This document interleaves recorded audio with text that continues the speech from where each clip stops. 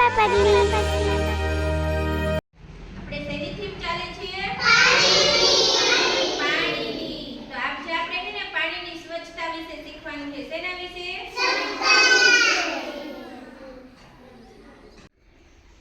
ચાલો તો આપણે પાણીની સ્વચ્છતા વિશે શીખશું. શીખવું છે બધાને?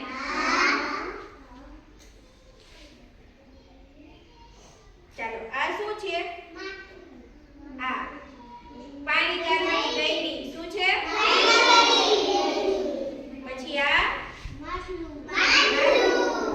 પછી આપણે જે આમ પાણી તમારા મમ્મીની ગોરાને એવું ભરે ને, માટલામાં પાણી ભરે ને ત્યારે એ ગઈડી રાખે. શું રાખે? ગઈડી રાખી પછી એમાં પાણી નાખવાનું. શું નાખવાનું?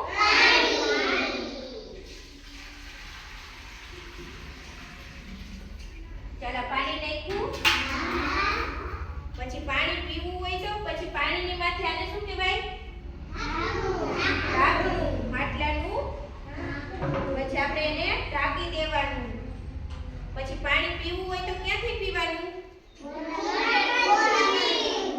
નળેથી.